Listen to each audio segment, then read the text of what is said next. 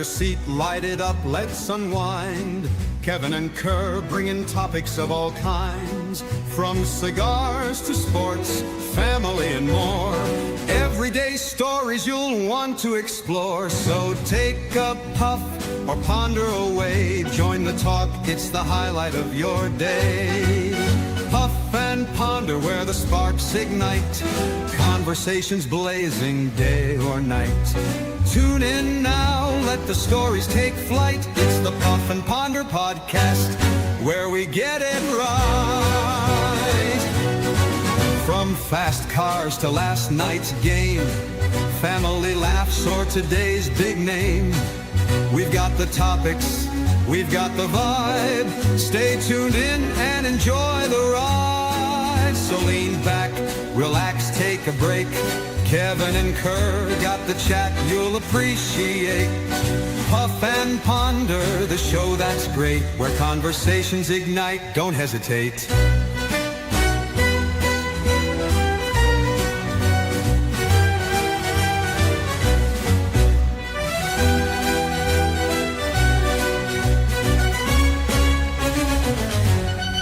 So lean back, relax, take a break. Kevin and Kerr got the chat you'll appreciate. Puff and Ponder, the show that's great, where conversations ignite. Don't hesitate.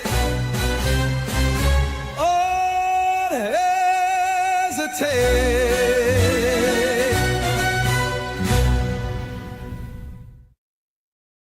What is going on, everybody? Welcome to the Puff and Ponder podcast, where conversations ignite. I'm your host, Kevin Shahan. Joining me, as always, my co-host, Kerr Viajante. What's up, Kev? How you doing tonight, Kerr? Oh, not much. Tired. Like I was talking before the show, I decided to do chat or a nap roulette. I took a nap at 5:30 in the evening, in hopes that I was going to wake up. It was that was a late afternoon nap. I can't even imagine that. That's horrible. Honestly, I mean, I can't even wrap my head around. I'm not a napper to begin with, but napping at 5:30, that's like a pre-sleep. Yeah, I know. It's brutal. It's been so hot at work the last few days, and it's been brutal. Luckily, I don't sweat. I did have a single bead of sweat today get past my headband and like drop on my cheek, and I'm like, oh man, it is officially summertime. That first bead of sweat, and then I look around the shop and everybody's drenched. I am just so thankful that I don't sweat. And then I come home and my knee's been feeling better. I've been able to do my bike, my stationary bike, like twice a week now, which is pretty good. I started doing red light therapy on my knee, and my doc. Green light? Yeah, the last time I was at the knee doctor, they're giving me some options of some treatments that are available. A bunch of cryo and everything else, and he goes, and we're starting to see some positive results in red light therapy. So I went home and looked it up and found a company that makes a really good red light therapy device. And do you have any problems, Kerr, with knees? I got an extra one. I got problems, Kev. Okay, so I got knee, shoulder, elbow. Okay, because this one will fit like on your shoulder. You can wrap it around or fit on your knee. I'm gonna send you one. Let me make a note, because they sent me two by mistake, because and I could see how they did it, because the name of the unit is like their second generation or whatever. Mm-hmm. So if you read like the barcode, it'll say like ×2 or something. I got you. And I could see when someone was picking and packing, if they had a packing slip, they would see ×2, and then they would just put it in there. But I've been doing it for 30 minutes a night. It's actually it's at least got me back on my bike, on the stationary bike. Nice. So, which is nice. Before we kick off the show, I got to share my screen. I have to pick a winner here. Winner. Let's find the winners here. Of course. Rizzo82, welcome. Says first time here. There's a couple Z's in there, so I had to make sure that I emphasize the 3 Z's. Welcome, Henry G. All right, here are the winners. Let's see, 3D Outdoors. I would pick another one, but I know that guy. I mean, so there's no way he's not answering my my DMs. And that was for the Fog Box. Company sent me a really nice travel humidor, hydro dipped, and then with a matching lighter. Oh, they're pretty cool. So super cool, super high end. All these giveaways. We always like our rule for that is like we don't charge to do reviews and stuff like that as long as the product is good. But you have to give me no less than I keep one, and you got to give me one to give away. And then depending on the price point, 2 to give away. So and that's what I do. So I get something. The company gets something in return, and then obviously our followers. So make sure you're following Cigar Prop on Instagram. That's where we do all of our contest giveaways over there. So we're always doing some cool stuff. What were you holding up, Kerr? What are you drinking tonight? Oh, I was cheersing you. I was okay. LaCroix, just some water. I think you pronounced the X in there. I was just watching a video on LaCroix. I think it's lacrosse because people think it's like a French company, and it's like a company from Wisconsin or Minnesota. How do you know there were French settlers there? I think you actually pronounced the X. I don't know. I can't remember. It's been. I gotta check on that, Jen. Do you pronounce the X on that? You gotta look. Well, you gotta look it up. You just don't. Yeah. I'm not asking your opinion. I'm asking you for facts. Yeah, exactly.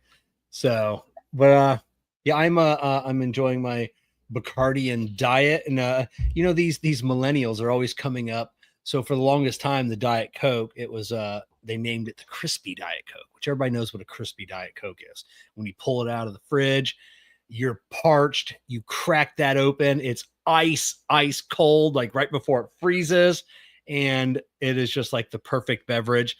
They have now renamed it the fridge cigarette. So the millennials, they're doing these videos. I'm like, oh, I gotta go get my daily fridge cigarette. Jennifer confirmed through her extensive background and research in French literature and French in high school, as well as looking into the internets. It is pronounced LaCroix. Okay. I can't remember what was there was something I watched a video about the name of that, and I'll have to go back and look at it now. So let me jot that down after I get 3D out. Kevin is determined to prove you wrong, Jennifer. No. I just want to know what was it about the name that in that video that people were getting wrong. And I can't remember what it was. So, but I always thought it was LaCroix. Yeah, so same here, and I always thought it was an overseas company, and it's actually an American company that makes it. So there's some French lettering on there, and some soft palette, some pastels, and you won't even know that it's made in Wisconsin or wherever it is made. That's it.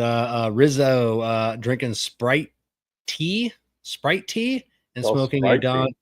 Oh, Sprite got a tea out. I didn't know they had a tea, and smoking a Don Pepin. That's what he's smoking, Kerr. What are you smoking? I'm smoking a cigar from the Cigar of the Month Club. So I thought about smoking my last one. Smoking the Farce. The Farce, I smoked that. I smoked them all already. The only one I have left is the Romeo 1875. And that is from the smoking cigar. I smoked that this morning. Did you? How'd you like it? Really good cigar. Abe Abe has opened my mind or my palate up to Romeo. I got off of Romeo for a hot minute, and he never doubles up any cigar on the Cigar of the Month Club. Once you get it once, you're never going to see that cigar again. But he has put some various Romeos in over the last couple years that I've been joined on the club, and everyone has been a banger. It's like now it's just, now I'll smoke anything Romeo, just Romeo y Julieta. Yeah, it's a damn good drink. I'll have to try it. So is it carbonated? Like a Sprite tea? Like he said he was yeah, it was like I'm thinking of Sprite as in the drink. Yeah, and then tea too. So, by the way, according to the website, LaCroix is supposed to be enjoy. It's the rhyme, so you can LaCroix, enjoy LaCroix. Oh, okay. Yeah, it was now I said now it's just weird. I just wonder what that video. Maybe I didn't watch a video. I don't know. Maybe I'm just thinking about something else. New Sprite plus tea is here. It's Sprite tea. It's Sprite plus tea. Okay, so it's a carbonated beverage, Sprite plus tea. That sounds delicious. It's on Walmart's website, so it's got to be real. Okay. Oh, Sprite plus tea. Yeah. Oh man, like I said, it's I'm definitely gonna pick one of those up. I don't know. I enjoy a Sprite on occasion. Sounds horribly sugary. And I do like a tea on occasion. If it goes flat, you still have a good tea. Well, there you go. There you go. If you open up a bottle or a can of something and it goes flat, yeah. It boggles my mind about these companies that have these koozies. I always get the emails from Frost Buddy and put it on your can. It'll keep your can of beer or can of soda cold for 12 hours. Yeah, I just need like 20 minutes, guy. Yeah. That's all. That's all. That's all I need to keep that can for. Saturday, all I needed was a good 5 minutes. Just don't let the last swallow get warm. Yeah. Oh my God. So I got your package today. Thank you. Oh, you're quite welcome. Yeah. So a couple of glass water bottles. Those things are heavy. They are. Jennifer and I were trying to figure out like that whole thing because I think she was having a hard time wrapping her head around the fact that understanding the bottom component is to keep it cool, but the top part's still exposed. So you're not keeping that top part cool. Yeah, I don't know. Yeah. Did you look up like I don't know if they have a website. I don't know. Go up there. I looked it up and I saw one video of some annoying girl that was just like, okay, this is glass, the top's glass, and then this is the bottom part, and this is metal, and this is the glass part made of glass. And I was like, yeah, whoop, gone. Yep, I got you. And then someone else, kind of the same thing, but the holes. The top is big enough so you can put ice in. That's why they made it so big. Oh, okay. And then what would they say about the glass was what? It was, Jennifer? Hypoallergenic water or hypoallergenic glass. What the heck? Is there allergenic glass? I don't know. I don't understand that. Just Jennifer said, is there people who are allergic to glass? I said, I do not know. It seemed very odd. But it's a fucking weapon, bro.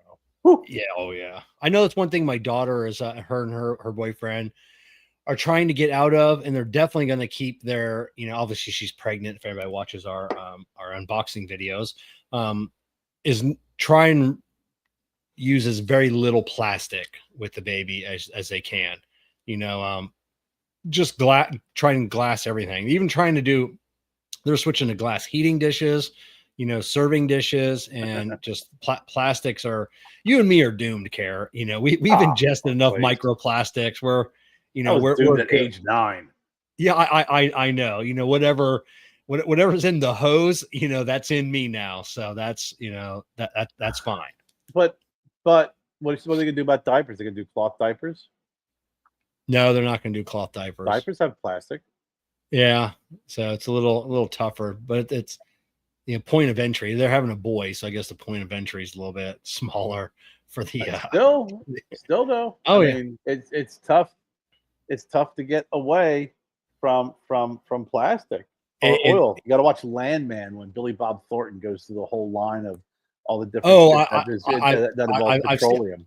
I've seen that clip, so it makes me want to watch that series. Yeah. So and then the Murder Bots, the new series we want to watch. It looks pretty funny. I started watching it, and I got to get back into it. It's really slow. Murderbot? Yeah. It's good. Is it slow? Oh, okay. It's good, but it's a little slow. It is. After watching Landman, we started watching Goliath, which is an old show with Billy Bob Thornton. What's that? What's that one? I don't. The lawyer. It's 4 seasons. The first season is great, like freaking awesome. The second season is pretty good. The third season is the last 3 episodes are awesome, and then the fourth season is pretty good too, but slow. But it's he kind of the same character as he plays in Landman, but he's a lawyer. Oh, okay. But he's a good actor. He's a flake, but he's a good actor. Yeah, the final season of Squid Games is out. Jessica just told me last night.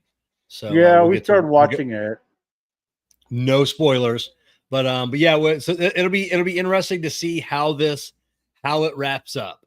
Does he take everyone down? It's yeah. So yeah, we're super interested to see how this, or does it like people are rooting for him and then he just dies. And it's funny is I think we're halfway through Squid Games, right? And my son Wyatt comes down. Now, since Wyatt's been young, he's 17 now, and he's freaking bigger than I am. But since Wyatt was young, we always call Wyatt, he was the human spoiler alert. Oh, one of those. Yeah. And was so excited to have to tell you. So I walk in, I go, what are you doing? He goes, I'm watching Squid Games. And he says something to me. And I go, stop right there. I said, I'm watching it too. And I'm just finished that episode. He goes, oh, okay, good. Because such and such, blah, blah, blah, blah. And I go, what the fuck did I just tell you? Yeah. Like right after I asked you to stop, you said, okay, and continued on. And he's like, well, I just thought maybe because then I go, just honestly, don't talk to me anymore the rest of the day. I'm going to punch you really hard. You're big enough now. You're not little anymore. I can punch you. Yeah. Yeah. I will murder everybody in this house and then I'll burn the house to the ground. Spoil the end of the series for me. I dare you. It was just that conversation. He's just like, what do you mean? I was like, what do you mean? What do I mean? Yeah. I thought you said you watched that episode. I go, I did. I go, okay, just no more. Please, no more. Yeah. But yeah, ever since he was little, it was always Wyatt was a human spoiler alert. All right, before we dive into everything, let's get our ad read out of the way. Irish Beard Balm. If you're watching this, you already know the beard is looking sharp. And if you're just listening, go ahead and picture greatness. I keep it that way with 2 secret weapons: Simpler hair and beard color and Irish Beard Balm. Simpler knocks out the grays. No mess, no mixing, just quick, clean, natural looking results. Then Irish Beard Balm steps in to keep the beard soft, healthy, and legendary. No gimmicks, just results. Want to level up your look? Hit the links in the description and thank me later. And then you watched Final Destination 5. I did. So big fan. Big fan. I'm that is kind of Final Destination. I mean, it's like Friday the 13th or like the Nightmare on Elm Street. If they come out with a movie, I'll watch it. Yeah. It took me a while. The Final Destination almost turned me off completely until you recommended Final Destination 5. Yeah. Because the Final Destination was horrible graphics. The whole premise bad. I mean, you're not going to get Academy Award winning acting in Final Destination. I get that. Even though the first one actually had some really good acting in it. But 3, it was almost like, okay, listen, we're under contract to give them 3. So, get some of the extras, round them up. Or the final destination would be 4, with the race car. Car one. But it was good. It was really good. It was like you said, no spoiler alerts to anybody who may not have watched it. But it's been a couple of years. Yeah. It's been a couple of years. If you haven't watched it by now, you Wow. know it. But yeah, Jaws. but that I won't be a spoiler alert with Jaws. yeah, but yeah, I but thought I it was remember pretty cool how they did that. yeah, at the end, I remember like physically getting up in the theater and cheering that ending, and I'm like, and I remember like, fuck yes, like that kicked ass. That ending was just so good. I liked how throughout the movie they referenced all the other movies. There was Yes, always something like the girl who got her eye burned out. yeah, Earlier, they showed her with a picture on the roller coaster from the second movie. yeah, And then you saw the log truck go by, yeah. the bus at the beginning. So I definitely liked it. So we're looking Yeah, forward to possibly watching the last one. yeah, Bloodlines. Now after number 5, I'm like, oh, there's this wrapped up the whole series. I'm fine. Where can they go from here? And then when Bloodlines came out, I didn't understand Bloodlines from the previews, and I'm like, is it a prequel? So Bloodlines is a bookend. So Bloodlines is a prequel to the series at the beginning, and then it's also a bookend to the end of the series. Like it, so it's, and I don't know if any series has ever done that before. That's pretty Like tough. it's not a complete prequel. Like I said, it explains how everything that you've ever watched in all these movies, how it happened.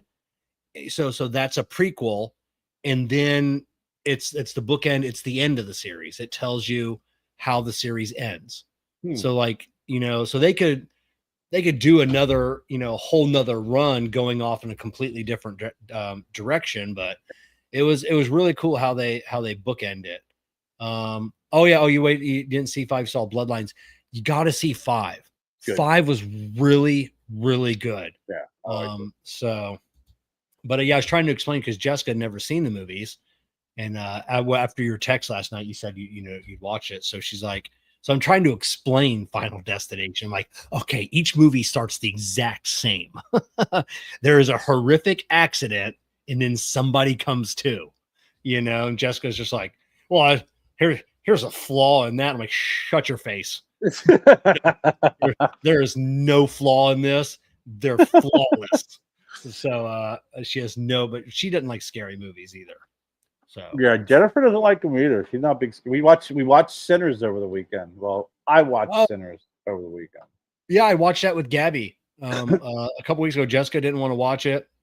There was only one theater like an hour away that was playing it, so we rented it, and Gabby and I sat in the lounge here and watched it. And I liked it. It was a great take on a vampire movie. Jennifer and I watched it, and was it Friday night we tried watching it? Saturday night, and it's a long movie. Hello, lady.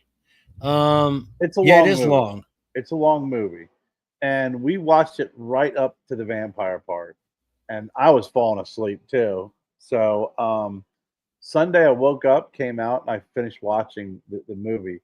And in my opinion, I felt the movie was very. It was the way it was rolled out, or the way it was presented, was almost parallel to the way From Dusk to Dawn was. I didn't see Dusk to Dawn though, and that doesn't help me out. No. Well, From Dusk to Dawn, like half the movie is Quentin Tarantino and who's the ER guy? What the hell's his name? George Clooney.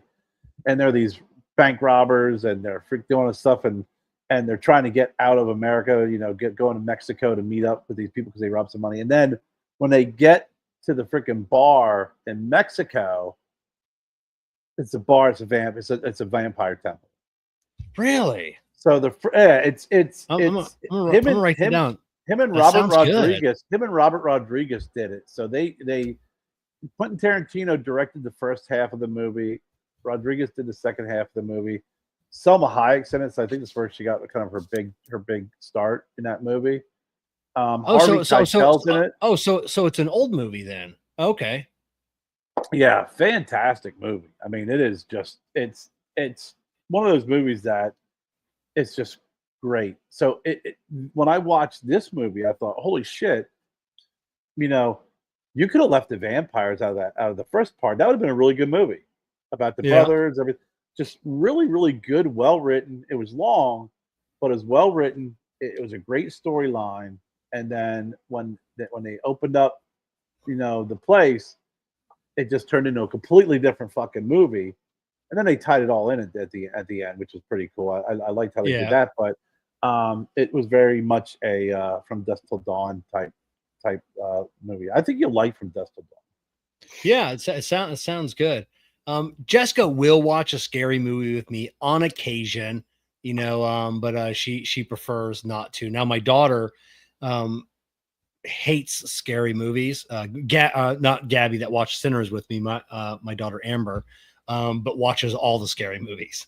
She hates them, but she's hooked on them. She'll watch any scary movie, and it's just one of those like she doesn't like them, but she watches them because she likes to be scared, but doesn't like to be scared. So Yeah. we never with the kids, Amber and Kevin Jr. with my first wife Mary.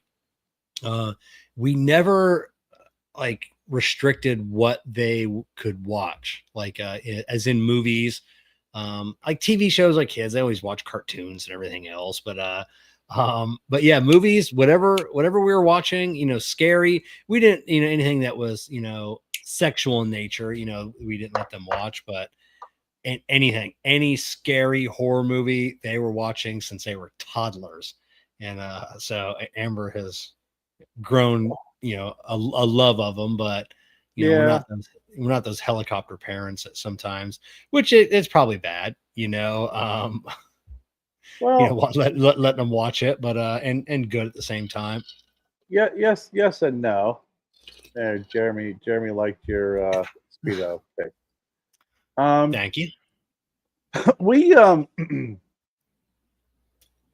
sex and violence movies we didn't let them watch. The scary movies. We tried introducing it and letting the kids watch it, but then it's like, I don't want a kid freaking. I don't want to go to bed. I want to go to bed. Like, and it got to that point where it was like, okay, you can't watch the scary movie because I'm not going to be sleeping in bed with you. You're not going to be crawling into bed with us. And if you can't handle it, then you can't watch it. You just can't. Yeah. And that's where we kind of drew the line with it. Is it just was like, I don't feel like having a scared kid, up my ass when I want to get a good night's sleep. Yeah. I agree. We had a few of those nights with the kids when they were younger. The best scary movie, I don't even know. Like the best scary movies. It depends, man. I mean, there's different types of scary. You know what I mean? Yeah. Like, is it jump scares? Yeah, that shit there I don't consider scary, or Yeah. But I think like the movie The Exorcist always freaks me out. It always has. I mean, that's genuinely one of the scariest fucking movies. Um, um, you know, around in my opinion.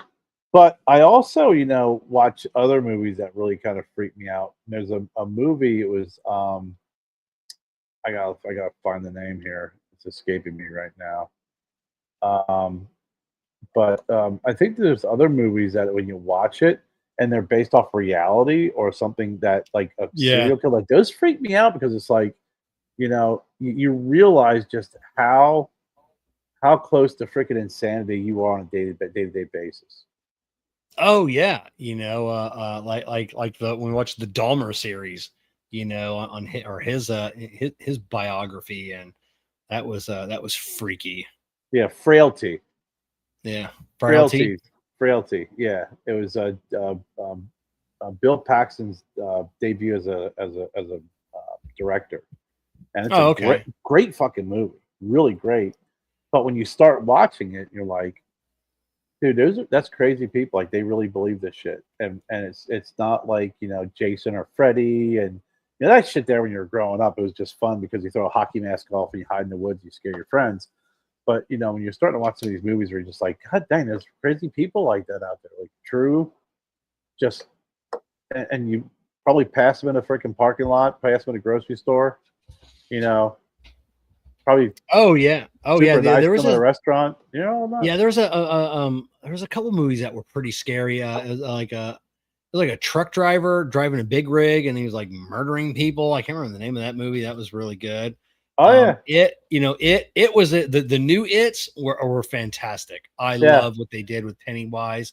The series is coming out, I think, on Netflix. Yeah. So we're stoked. Welcome to Derry, I think, is the new the name of the show. Yeah. So there's never been like a scary movie to where I was like scared afterwards. So I love horror movies. I love scary movies. No, So I just like The Exorcist. Jen doesn't like him either. I'll sit there, we'll watch some scary movies, and then it's like she'll have nightmares, and then we won't watch one for a while afterwards.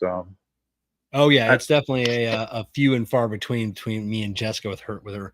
She gets her night terrors afterwards. So and I can watch a scary movie and just like, all right, time for bed, just go to sleep. And she's like, well, I'm gonna stay up the next 4 hours, contemplate my life. They it's and it's different too. I mean, I don't know. I think it takes more to scare people and kids nowadays. Like back in the 70s and the 80s, didn't take much. Yeah, it was all fantasy scare back then. Now it's how real can you make something of trapping people in a house, you break down on the side of the road, like the new Texas Chainsaw Massacre, and then what was the ones that Rob Zombie, and then the ones that Rob Zombie did. House of a Thousand Corpses. House of Thousand Corpus, and what was that? I think there was another one. What there they did too? Like there was a series of that whole group of crazies. So those are like the real life horror movies. Like you walk into a convenience store out in the middle of nowhere, and then that's the last time people hear from you again. So that's you want a real horror story? Watch Deliverance. Yeah, exactly. So, but it's things like that. You just and it changes. Like say, I mean, we travel, and there are places we won't go in because we think of like, oh, hey, this was we've seen this in the movie. Let's we're gonna go somewhere else. Time to pass. Yeah, let's go. Nothing ever happens at a well lit 7-Eleven in a movie. So that's where we're gonna go. Yeah.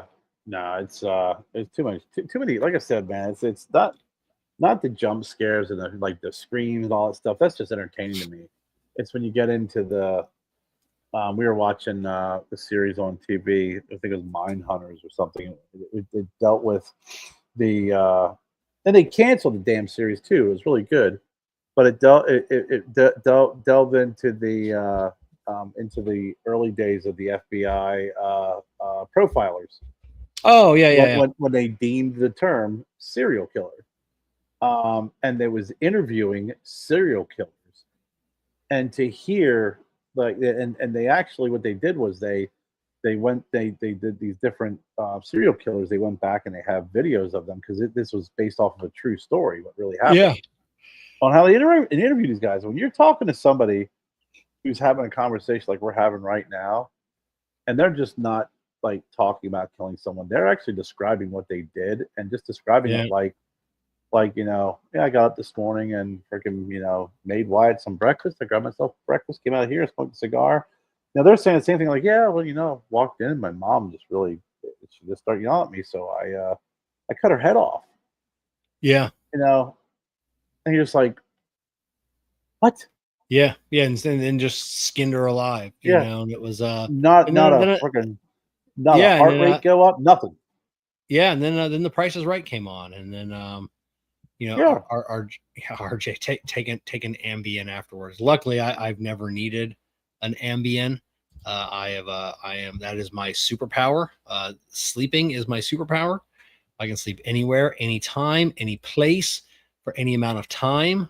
Jessica hates it with a passion. She wants to punch me in the face at times, so Yeah, Yeah. I'm an early riser and a night owl. That's not a good You combination. know, no, not at all. I am an early riser for sure. I'm not a night owl anymore. Yeah. It is I'll look at my alarm clock in our bedroom because it sits right underneath the TV, and when it hits like 11:03, which I don't know what time it really is because I don't know how. I think that clock's about 25 minutes off, 22 minutes off. That's a big gap. So yeah, I don't set my alarm. That's the only clock in the house that I set purposefully earlier than what it really is. I don't know. I've just always done that as a kid, So if I got to be somewhere, I get up at the right time, but I always like to be early, so I make sure I set my clock for a little earlier. So it's probably 10:35. But yeah, when my brain, I could be wide awake. My brain sees like 11:02, 11:03. It's like, all right, time to shut down. And then 11:05, out cold. So I always used to set my clocks 10 minutes or 8 ahead, just like I said, because to make sure. Now it's like your phone and stuff, everything's on time. You can't do that crap. But yeah, I'll we'll go in the house and watch TV about 9:30. We'll head upstairs and lay in bed. And Jen's usually out pretty fast and pretty cold. And I'll lay there. There's times I watch TV till midnight. yeah. I'm not up drinking or smoking cigars or anything. Like I get tired. I want to, but I make sure like my body is in a state of rest at around 9:30, 10 o'clock at night. 10 o'clock the latest we get up there. And then from there, it's like, all right, well, I'll just stay there. I'll watch TV, and then I'll fall asleep, and then I'm up at whatever 6. I'd probably need anywhere between 5 and 6 hours a night. Yeah, I'm usually good for if I can get 7 hours in every night, I'm good. I prefer to get 8, but 7 hours I'm good. I don't know. I had to adjust the color on my. I just looking. I'm like, why is everything so orange? I must have touched a button. Yeah, I used to be able to, like, on my day off. Like I usually take Sunday, Mondays off. So usually Saturday nights, I was good till midnight, 12:30, just sitting up watching TV. Mm-hmm. But for the last like 6 weeks, I've been working 6 days a week at the shop, and then with the heat and everything else, by the end of the day, it is just I'm drained. Like I'm sure, yeah. Everything is just out, it's because I get home and then I don't, I mean, it is, I walk in the door and I start working, on everything else that I'm doing. So, so yeah, by the end of the night, it's brutal. I can imagine, dude. You're that heat, that drains you, man. It does. Like I said, especially if you don't keep hydrated. That's why I don't see these kids at work, just drinking soda after soda all day long.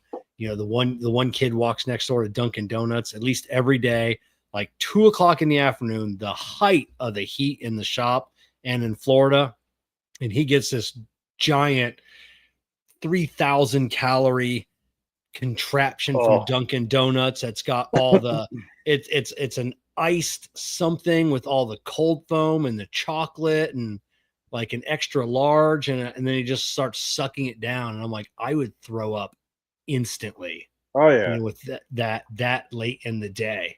And so I don't know.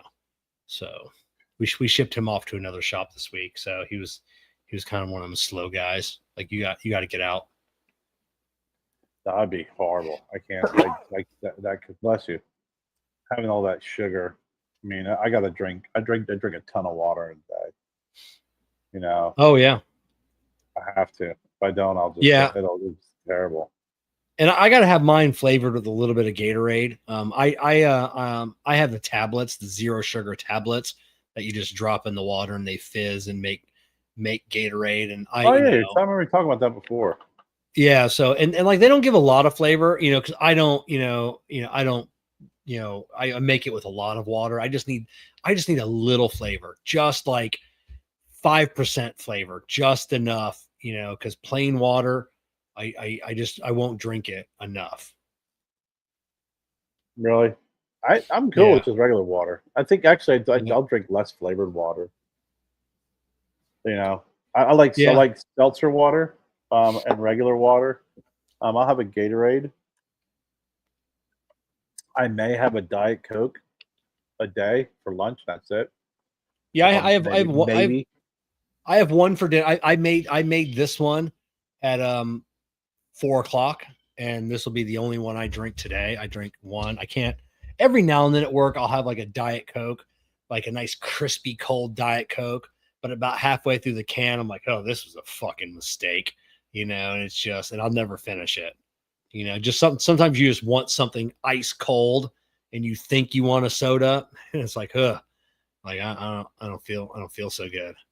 No, so I don't know how those kids pound them in those Monster Energies all day. God. But I can't drink a regular bottle of Gatorade either. Like if I buy one, it's just too sweet for me. Like I'll if I buy one, I got to pour it in something else and add that much water to it. Just to but unless I'm like out working, like I rarely do any yard work, rarely. But if I'm outside sweating, I'll pound some Gatorade.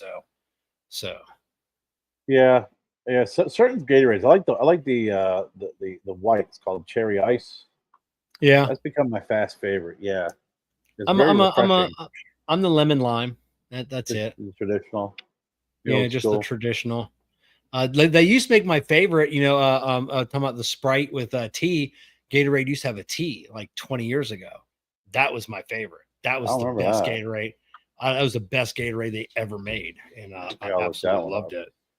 Also, I like a good tea, and my favorite drink when I was at the bar, and which when it came out, I was drinking more of it than actually Bacardi, and it was Titka vodka. It was tea vodka, and it was just crazy fucking good. Just right on the rocks, you just pound those things. And they were dangerous because it was just drinking sweet tea, but you're pounding vodka. Look at that tea cooler. You're absolutely right. Iced tea cooler, Gatorade. Okay. It was a flavor that was produced in the 1990s, and I knew it was real when I saw it in the Gatorade glass bottle. That was the best too. Drinking out of the glass bottle. Oh, I loved it. Yeah. So RJ, what's up with the 4th of July Eagle? Those were swim trunks. Those were not underwear. Those were swim trunks. Just a 4th of July tradition here at Cigar Prop. How can I make everybody's 4th of July a little more uncomfortable? And that's an almost naked picture of Kevin smoking some cigars and frolicking. That starts with making Jessica uncomfortable, and then everyone else is just it's an extra victory. Yep, that's it. So get a soda stream. Works great for fizzy water. Add cucumber. So first of all, what's going on, JJ? I used to have a soda stream years and years and years ago, and my ex-wife and we used to make all of our own sodas. She liked the fizzy water, so she was a carbonated water girl. That's all she drank. And then I liked the they had like a Diet Coke that was really good, and a lot of other stuffs. And we used to make a lot of our own. I've seen those contraptions. They really work. They good. They're really good, like really, really good. Now they have like pods now. They have like a whole bunch. Like SodaStream has like upped it. But yeah, she liked her fizzy water, and didn't like buying it. So that's what she made, and it was that's what we rarely bought soda. We just really made our own, and it was actually really good. Yeah, I don't want a fucking pod. I want old school. Yeah, they have I mean, they still have them where it's just like I think you squeeze in the flavor, or I can't remember what it was now, but yeah, it was everything they had. The Dr. Pepper was really good. But yeah, just for carbonated water alone is what she liked it as. So without having to buy it. Yeah, because it gets pricey. Yeah, it does. Yeah, I mean, it definitely is. I mean, because we'll go shopping, and there's some that are just it's seltzer water. I've noticed that the more expensive or the good stuff stays carbonated longer than the cheaper stuff. The other stuff gets flat pretty quickly. It's Yeah. like, there's a reason why it's 50 cents. It's just a splash of carbonation. Yeah. And with the Soda Stream, you can control how much carbonation you want. So if you like it less fizzy, you can make it less fizzy. If you like it like after you're done, it's like bubbling and spurting out of the bottle, and it's 90% fizz, and then you can make it way more fizzy. Very cool. I'm gonna have to look into that. I might have to get one because we definitely do, buy, a lot, because I'm the only one who really drinks at the house because I only like it, but I'll crush it, especially on hot days. I'll go through a couple of cans of bottles a day. Yeah. Yeah. So No, yeah, definitely. not so much good for aging women. Fizzy water, with osteoporosis or some negative side effects about that. So some women gotta watch that. Well, But, because of CO2. yeah, it's the CO2 and the bubbles can promote osteoporosis in women. So one thing I read years ago, but yeah, it was yeah, you definitely look into it. And we had like our local Bed Bath and Beyond, which you could swap out the canisters. But I think Staples might do it now, where you can, without having to mail them in and get new canisters through the mail, you can just take them in and swap them out, like propane exchange. Yeah. So Propane. Yeah, propane and propane accessories. That's great. So did you see the? I know you're not very much into music, but the Black Sabbath had their farewell, Back to the Beginning concert. I saw some clips of it, and and it's they're old. I mean, they're people are like, oh, it's so sad. Well, they're all fucking 70 years old. Yeah. And from what you read, like none of them need the money.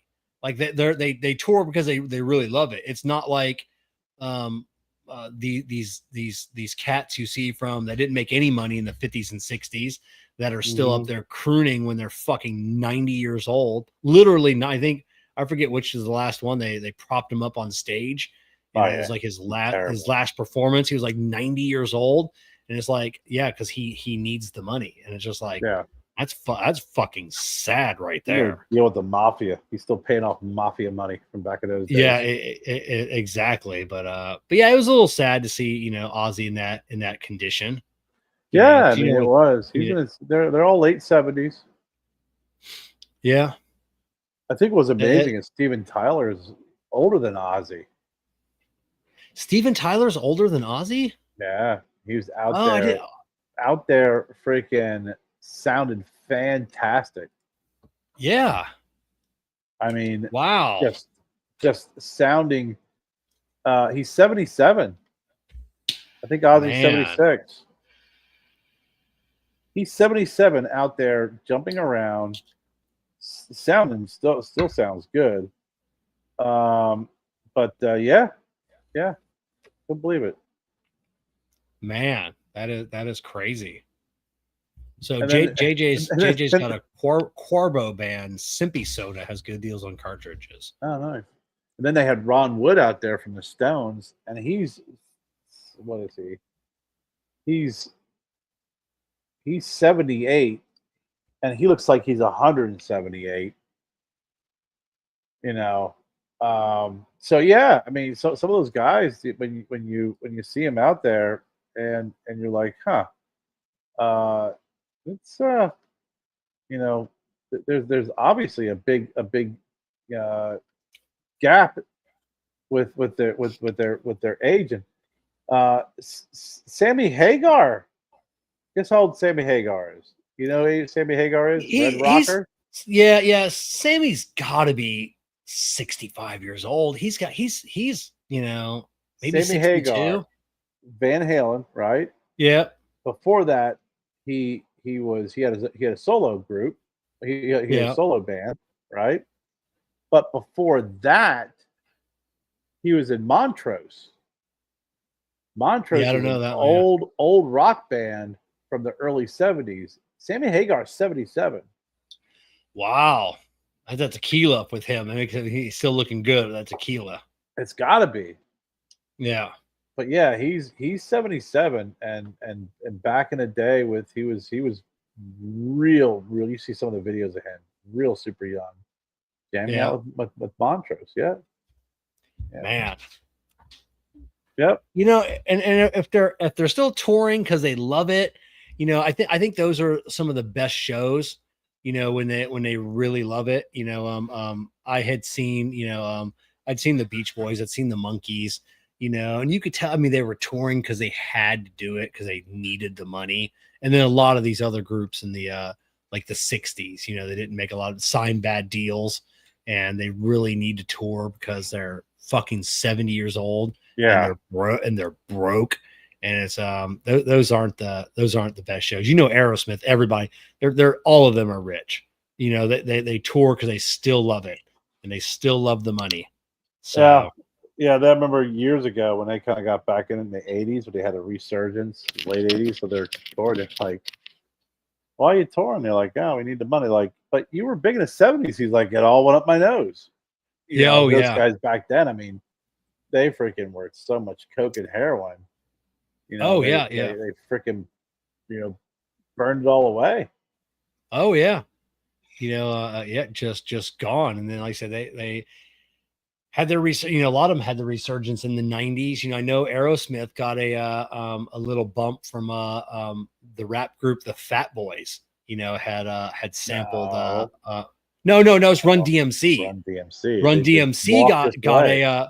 it was Run DMC gave them a little bit of bump, and Yep. they started touring after that. And then a lot of those groups, when their music started to get sampled, you know, people were like, oh, where does this sample coming from?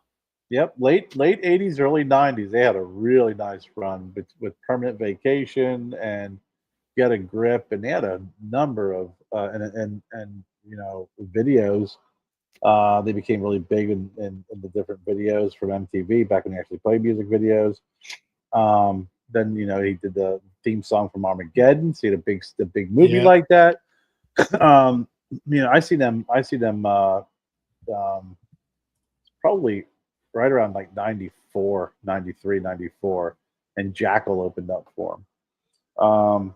But they were fantastic. I mean, they were great in concert. And then several years later, Kiss did when they all got back together again, the very first reunion tour. They went out and there was a really good concert. And then they went out again and they did a co-op concert with Aerosmith. It was half, Kiss. They were double feature. And my buddy and I were up there, and Aerosmith started, and they're like, "Okay, we're gonna play some songs from the Joe Perry project, Joe Perry single." Yeah, and we're like, "Fucking, this is terrible. Like, we came here to see Aerosmith, not the Joe Perry project." My buddy's like, "Yeah, they need to put Aerosmith in the back of a freaking milk carton. Have you seen this band? Because they're not here right now." But yeah, they always, I saw them a couple times. They always put on a great show. I mean, they're always entertaining. They always sounded great. I know that was always the case. Back in the late '70s, that's why they called him and Joe Perry the Toxic Twins.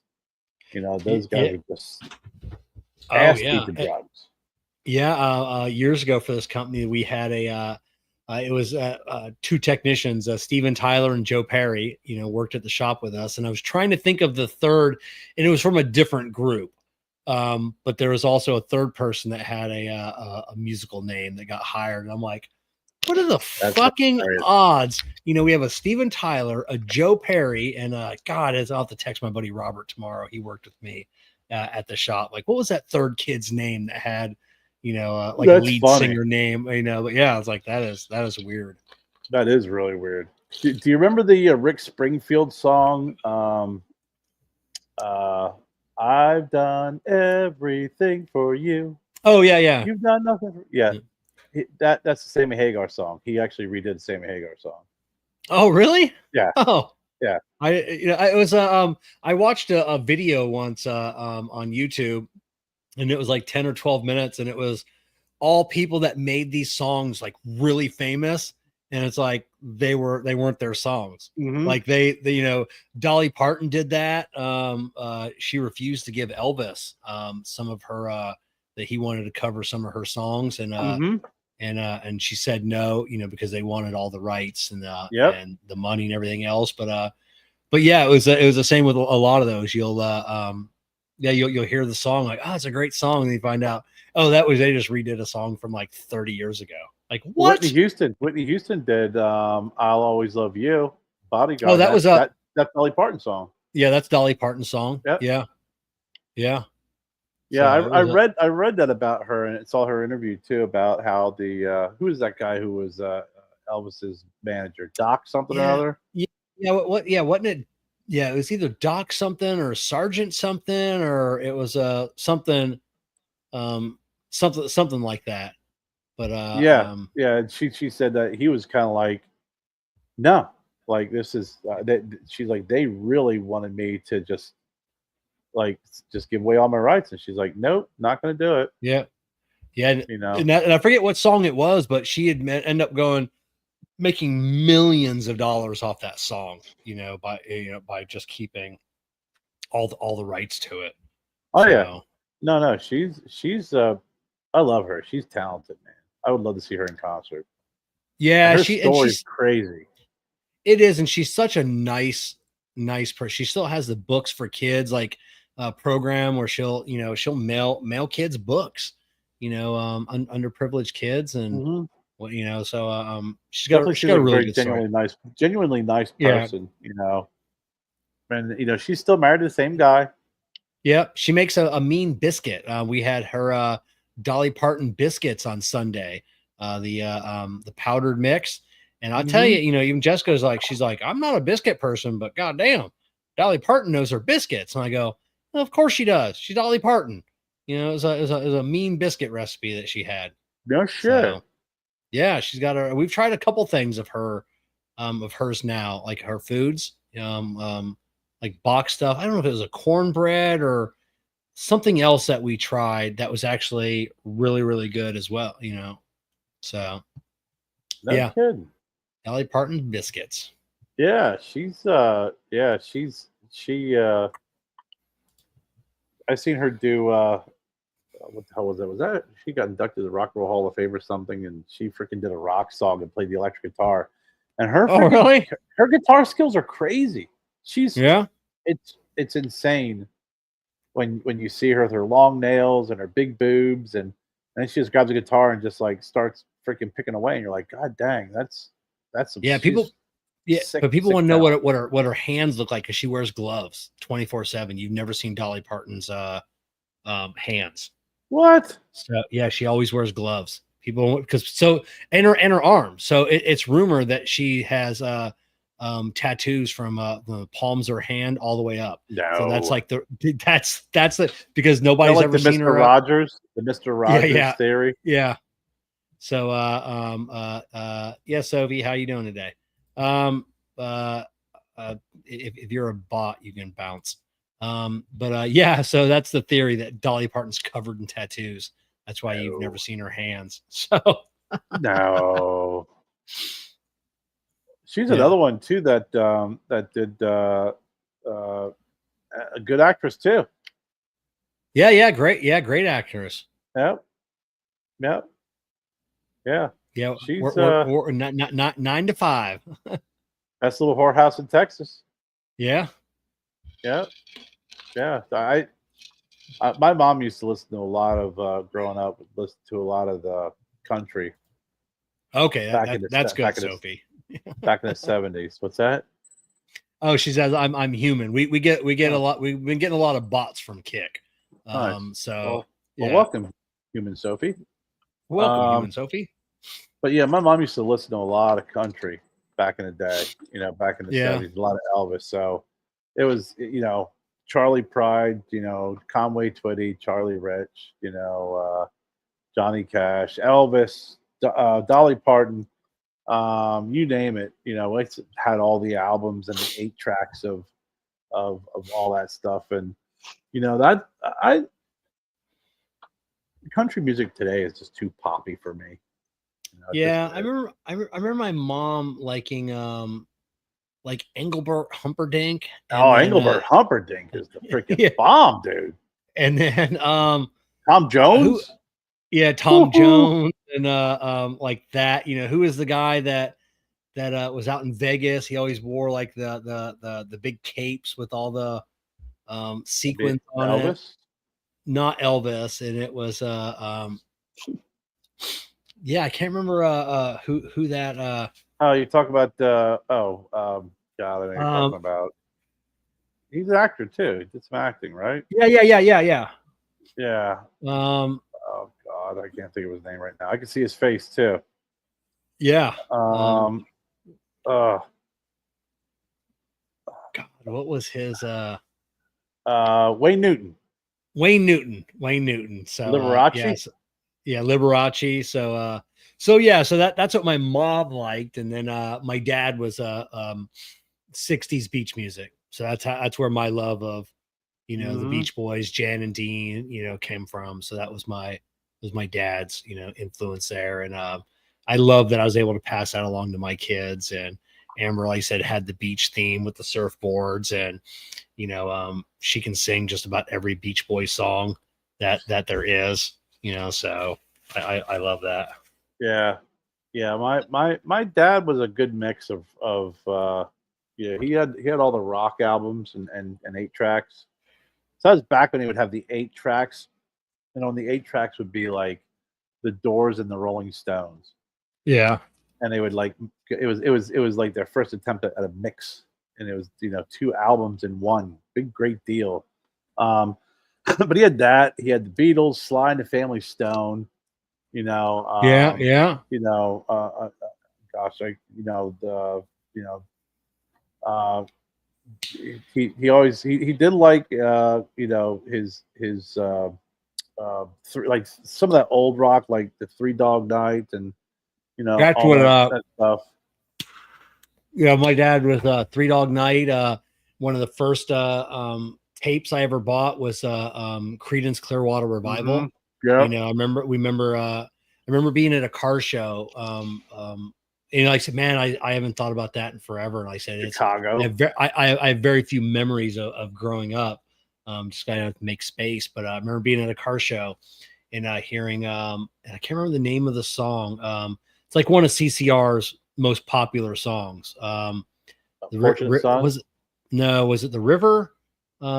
Something. But I remember hearing that song at a car show. Because me and my dad always used to go to car shows. He loved the classic cars, and I remember my dad singing that song, and I was like hooked on that. I'm like, what is this? What is this song? And and so I remember buying the cassette afterwards of CCR and just listening to it. Born on the Bayou. Born on the Bayou. On the Bayou. Yeah, and I remember walking beside him singing that song, and then but yeah, and I was like hooked on that. Loved CCR. So yeah. Yeah. John Fogerty. John Fogerty, what a hell of a voice. Oh yeah. And then got sued for trying to use his own name. You're not allowed to call yourself John Fogerty. That's my name. That's who I am. Yeah. Mm-hmm. So, yeah, my dad had all those different rock albums. When I was up to visit him, back at the end of the year, he had me come bring home a bunch of albums, and there's like stuff in there that was it was funny. As I grabbed some, and I was like, I won't probably ever listen to this. It's not big, but I remember being a kid and I always liked to play in the record cabinet, and I'd open it up and I'd always like pull them out and see what records there were, and it was like you knew it was in there, but you just like looking at them as a kid, and it was the American Graffiti soundtrack album. Oh yeah, which is great. I mean, it's a great album. Yeah, we've got dozens of albums. I got a big collection. My buddy Butch my tattoo artist moved up to Tennessee, and a really downsizing, building, moving a little log cabin up there. So he gave me majority of his record collection, and I had a few from growing up from my mom, but I've got like the original Star Wars soundtrack on record. Yeah. That I've listened to a couple of times, and so now, is it the soundtrack or is it the one that? Because my aunt got me one when Star Wars was released, and after Star Wars was released, they actually made an album of not the soundtrack, but the movie that they played on the radio. Oh no, this was just the soundtrack. Okay. So yeah, I was curious because I have one, and it's got Darth Vader on one side and C-3PO and R2-D2 on the other. Like, okay, this is just a big, just black, and it just says Star Wars. That was yeah, it. yeah. This was clear. This is like, you remember too. This I got this back. I can't remember. It was late 70s, early 80s, or something like that. But that was after the movie. They would play them sometimes, especially with Star Wars, big movies like that. They would actually play the movie on the radio.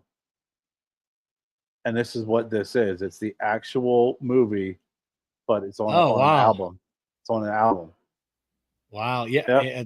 That's wild. I just saw that just watch that special again. And it was, I mean, probably 6 months ago, 9 months ago.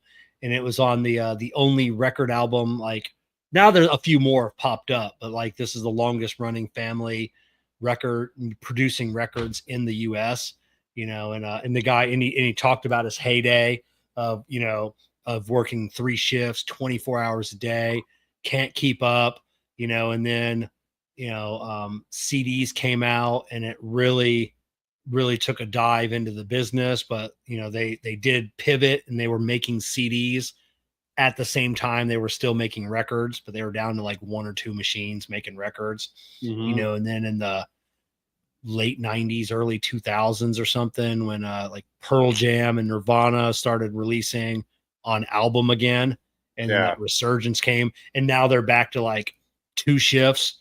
They can't keep up, and they're doing all these wild, stuff with albums and everything else, and it's still the same guy, still the same family pressing the albums, and it took you to start to finish of what it would take to make an album, and it was super cool. No kidding. Yeah. Yeah, we have a couple record players here at the house, and we've gotten some albums, and there's just something about, listening to a record, and when you put the needle on it, you hear the crackling. It's just something nostalgic about that. Oh yeah, and when I had found on the side of the road, someone was throwing away the old console that held the TV and everything else, and I picked it up and completely redid it. I put a cabinet in there for some gaming systems and everything for my kids years ago, and I put a record. I hunted for a month or more, could not find a record player for sale online anywhere. There wasn't a single company that sold a record player, so this is going back, 15 years ago or more. Nobody. So I found like one company. It was like $200 for a little record player, but yeah, now they're, Amazon, you can buy a record player for $10. Oh, cheap those are too. You gotta watch it, man. They're just they sound horrible. Yeah. The freaking needles are for shit. I'll tell you what. Even now, the albums, we bought some records. You really got to watch too, because the albums are not, unless they're not as good as they used to be. So it was I think in this one special, that guy was talking about that. There are other companies that have sprung up, and then a lot of overseas companies, and people were saying, yeah, and I don't know if you can tell where it was made, if his logo's on. It's like that American company, you got to buy your album from them. Like, they have the best presses. They do the best work. They the music comes through on their albums better than anything else. And then now you see like the record players, you spend thousands of dollars on a record player. Yeah. It's absolutely insane. I was watching a video on a guy that he has a record shop somewhere, and the guy's like 70 years old. He's an audiophile. And he's like, yeah, do you want to, they're interviewing him for like this little documentary. And he pulled down like a Beethoven or Bach or whatever, and he, and it's just his collection was in the hundreds of thousands, and he was saying, he goes, I don't know what's going to happen to all these. Like, my kids aren't into this. They don't want any of this. Like, he goes, I mean, he's at the end of his life. Like, where does this collection go? And he knows, me. Yeah, it just, I mean, just surrounded wall to wall to the ceiling, hundreds of thousands of records. He knows where everything's at. And he's, oh, you want to hear? And then he would just walk down. You know how thin a record is. Yeah. He just walked down. He's like, pulls it out, like, there you go. And it's insane. Excuse me. There's a record store around here. And what they do is they actually have, it's an old used, downtown. But what's funny is old record players, they refurbish them and they're reselling them because those were the good ones. Yeah. I remember my first sound system I got was like, I don't know, mid 90s. I was working. So I was like, I'm working, man. I can get myself a good surround. So I can get my good speaker, good radio. So the receiver was like this big and weighed 1,000 pounds.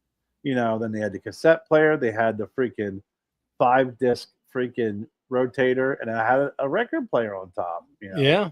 And even then it was a little bit more outdated in the 90s. But I'm finding more and more of those refurbished record players from back, not antique, but from like the 80s and the 90s, the real good shit. The Techniques, the Sonys, all that, and they're not cheap, man. They're freaking expensive. No, I watched this one TikTok video of this audio file, and he's sitting in his office, and he's got like these 2 big tall speakers that are like 8 foot tall. They were like $100,000 for the speakers. And then he's got his record player. It was like a $50,000 made of solid titanium. And he's got all of this, and he tells you everything it does. And I'm like, yeah, I don't know, guy. That just still just plays the music. So a lot for a record, dude. It was. And it was like this amazing, I think it's like clip speakers. It was just, it's insane. Like, at that point, guys, is there a true audio or audible benefit to a record versus a CD or digital? No, there can't be. Yeah, the audio files will say yes. You with a record player, you can get truly what was, in the studio that day. With all that. I like the cleaner music. Without all of that. All the, I like audio processed music, I guess. I like it just more clean than. Well, you can still get all that. You can still get all that freaking studio and background sound on a freaking audio file. I mean, you can. I mean, there's plenty of them. I got a shit ton of them. Yeah. It's just, you're not going to have the scratchy. You're not going to have the freaking skipping. You're not going to have the. So. Yeah. I get the whole problem. I guess, listen, if you got freaking $150,000 blowing a freaking record player and a freaking speaker, like, God bless you. I remember being at car shows as a kid and be amazed that like some cars came factory with a record player. They're like, well, how the fuck's this work? Like the one at the house skips all the time. I know, right? You're driving down the road and you got a record player. You pop the glove box open and there's like a record player in there. It's like, what is this nonsense? That's great if you're stopping and you have a party, but you're not going down a freaking bumpy road and going, hey, you put on some Hendrix. Yeah. Oh my God, that's great. Yeah, but they oh, thank you. Excuse me. But yeah, the Black Sabbath concert was pretty interesting. Yeah, they're all old. There are a lot of old guys there. But Ozzy had some great notes and they hit some good songs, and some were just, you could just tell it was like, man, it's definitely time. He said he's not retiring. He said he's gonna keep producing and making music. He's just done live. He's just been doing live stuff. Yeah. we should start our kids off with the antique equipment. Yeah, you gotta work your way up. You got, you got to start with an Atari, and then before you can get up to the the PlayStations or whatever it is they're Nah, playing dude, you with gotta now. you have to listen before you get to a color TV. You have to watch a black and white. Period. Yeah. Have to. Yeah. Oh, if you've never been forced. If you've never had a situation where you got to watch a black and white TV, then you ain't living. Yeah, you got to have the two knobs. You got to turn the top one, and then the bottom one's got like 7,000 selections on the bottom one, and you're finagling it. I remember, as a kid, watching Mr. Ed was one of my favorite TV shows as a kid. The talk, if I heard the song, I could probably sing the song word for word. Whatever. Of course, is a famous Mr. Ed. Yeah. So yeah. But yeah, trying to tune that in, to get Mr. Ed, and even if it was all scratchy, they're all reruns when I was a kid anyway. Mm-hmm. So one I've seen 100 times. So as long as the picture was semi there, I knew what was going on. Gilligan's Island, yeah. Oh, I referenced something on a conference call the other day, and I know nobody understood what I meant. Since I'm so old, someone was commenting and they're like, "Oh, my screen, they said it's scrolling or something like that," or I go, "Try the vertical hold," and everybody just like looked at me like I had three heads. I'm like, never mind. Oh my god! It was we all knew that vertical hold. Yeah, this past Saturday at work, one of the young kids, there was a song on the radio, and he's like, "What song is this?" And I go, "I don't know." I go, "Boy, this song sounds familiar," and I'm like, "I feel like I should know this song." So I had to Google, "Hey Google, what's this song?" And you hold your phone up there, and it was "Stairway to Heaven." I'm like, I should have known this song. Wow, that hurts. Yeah. I did not know Stairway to Heaven. Yeah, I know. I should have, but I was just not into that music. I was never into Black Sabbath. It's just all of that wasn't my genre of music. When I was probably a teenager, I was really into rap, like Miami based rap, like Two Live Crew, Luke Skywalker, Two Live Crew, when he could still call himself Luke Skywalker before he got sued by George Lucas, so but yeah. That's great. Yeah, I mean, I'm older than you, so, but I also grew up, based off of what my older brother and sister listened to. Yeah.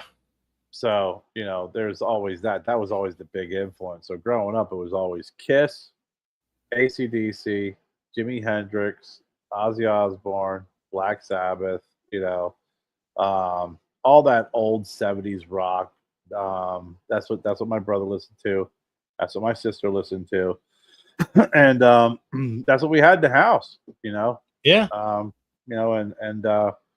we'd always go with my Blue Oyster Cult,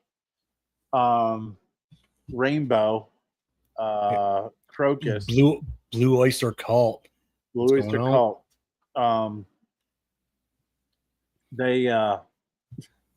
We always go over to my grandmother's house on Friday nights, and my one Aunt Nancy, God rest her soul, she's the best. She's a born again Christian, so my brother would always come over with some shirt on that would cause a fucking fury of freaking he'd come in the Black Sabbath 666 shirt, she'd lose her mind. Or he'd come with the Blue Oyster Cult with the cross with the hook on the bottom, and she'd sit there and go on about how that's the freaking, distorting the cross and stuff. And he used to do it just to freaking piss her off, just to get her going. But that always made good for Friday nights, especially after Aunt Nancy had a couple beers in her. Forget about it. Yeah, I remember my dad was he would say until he was 18, they were never allowed to have their own haircut.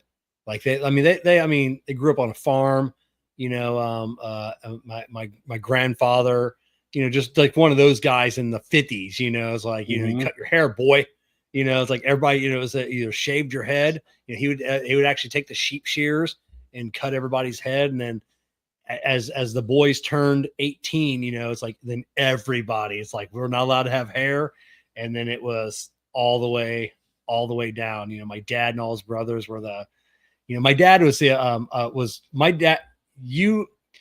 My dad was Rob Reiner from All in the Family. Right. Like you Mike could not. Stivic, he had. Yeah, you could not separate. You could not tell the difference between my dad and Rob Reiner. You know, I mean, they were identical twins. That's what Wow. my, you know, people say, what was your dad like? So my dad was like the identical twin of Rob Reiner. That's You know, great. so you know, so that's what he, you know, looked like, the dress like that, the hair like that, the mustache. It was, I mean, that was my dad. Boys, the music's great. I love the beat, but I need more cowbell. That's such a great skit. It's probably one of the best skits ever, you know. Oh my god. The funny part about the concert too is the drummer from Red Hot Chili Peppers, Chad Smith. Oh yeah. He is literally Will Ferrell's doppelganger. Will Ferrell's doppelganger. I mean, and to the point where they've been mistaken for one another, and they've also done some ridiculous drum off. And now every time I see him, he's got the same mannerisms, same facial expressions. Yeah. And I see him behind the drum kit, and I laugh my ass off because all I can see is Will Ferrell. Yeah. I mean, they are identical. It's really odd how much they look alike. It is. You know, it's not even a little bit. They are like. Yeah, I know. Yeah, like you said, it's not just, you know, oh, I can see the resemblance. You know, they are, you know, identical. It's crazy. It completely blows me away how identical they are. And every time I see him on the drums, it makes me laugh my ass off. It just does it. He's a great drummer, and he was jamming, you know, during the concert was there. But now does Will Smith, because I know Will Smith has done like some skits where he played. Does Will Smith play, or not Will Smith? Will Ferrell, does he play the drums? You know, because like you see like some skit. You know, so I don't know if that was real, like if he knew how to play the drums, or if that was just, you know, him. I think he can play the drums. I don't think he's, you know, he's not. But he can hold his own because they've done like he and Chad Smith did the drum off. Yeah. So he kind of could hold his own a little bit there, but okay. I didn't know if that was real, you know, or so yeah. It's the only song that we have that's got cowbell, and it's the only instrument I play. Yeah, I know. It was I heard that meme was and it was from a 40s or 50s radio show, and it showed all the, you know, like the one guy speaking, and then like everybody in the band in the background, and the one guy's got the gun in the air, you know, and it's just like, so that was like the cowbell of back then. And he's like, I only play one thing. It's the gun. You know, don't take this away from me. And it's like the symbol. Yeah. That's it. You know, and everybody always like, we got to have more backstory of whatever was going on here. You know, like what is the guy with the gun? Oh my god, that is hilarious. Yeah, it was a good concert. Like I said, there's some high notes. I told you before, man, the guy who was the guitarist for Extreme, that dude is just a very, very talented individual. Yeah. Just, I know you don't like Queen either, but he. Yeah, I mean, I don't dislike Queen. I just never got. It's not your gig. It's not your thing. Yeah. But his playing at the AIDS concert, the Freddie Mercury concert for life, just watching him just go through the whole Queen, you know, songs they're doing flawlessly, and then watching him at you know, at this concert just playing Black Sabbath and Ozzy tunes, and then going, you know, playing Zeppelin. The guy's just he's very underrated guitarist. He's very impressive. I always appreciate, you know,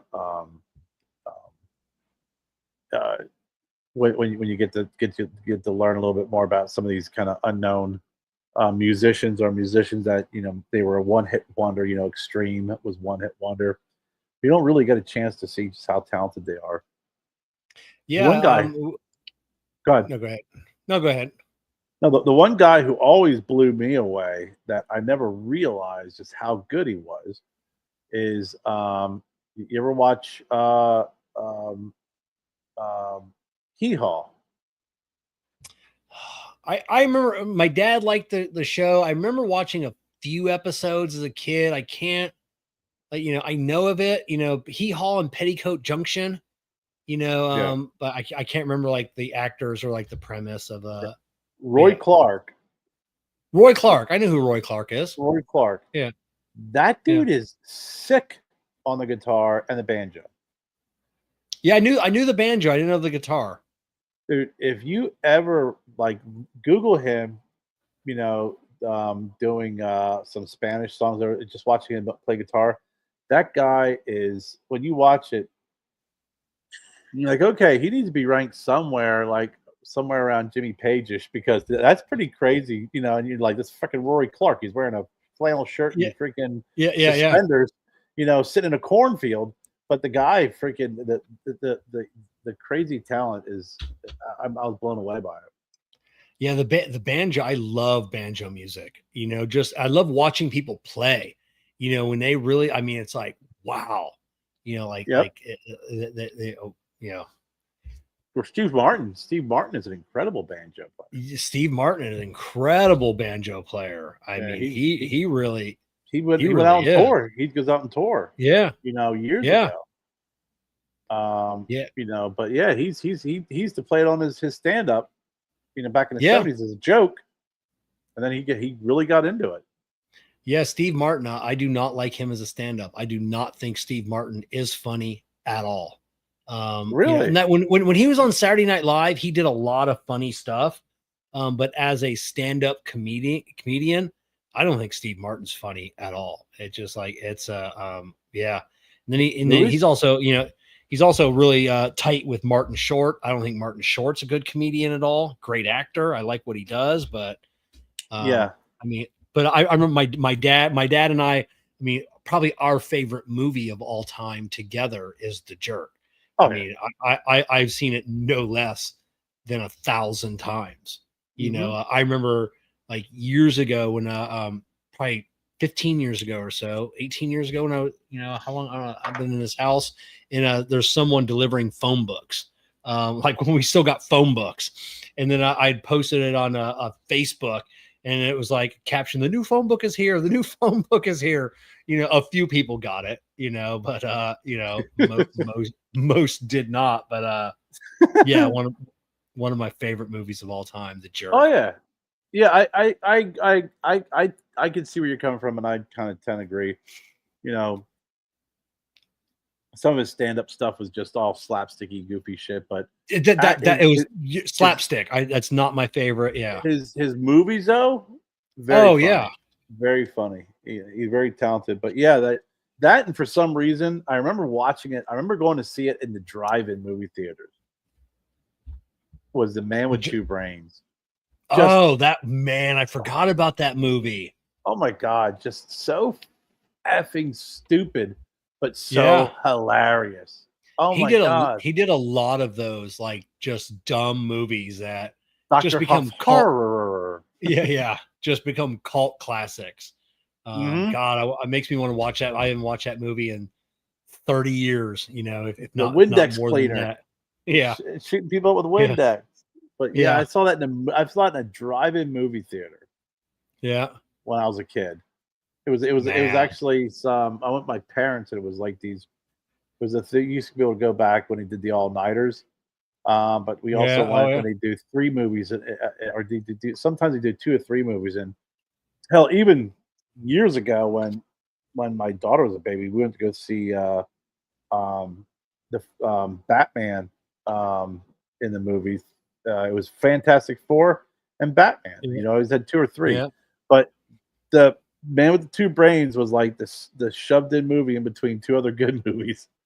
I was like, this is freaking great. So yeah, I remember my dad telling me, of sneaking people in the trunk of their car, Oh. and just going to the all-nighters at the drive-in theater. And that was one thing when we lived down in Fort Myers as a kid. We had a drive-in theater, so every now and then my dad would take us all, to the drive-in. You'd have your little speaker there that you'd put in the window, and we'd watch the movies. And Jaws 3D, that was the only one I remember watching at the drive, because that was my very first movie I ever seen at a drive-in. And I remember going there like a dozen times, but I don't remember any of the other movies that we saw. But I remember being a cool experience, of being at the drive-in and watching from your car, or people on the hood of their car. We had an old station wagon.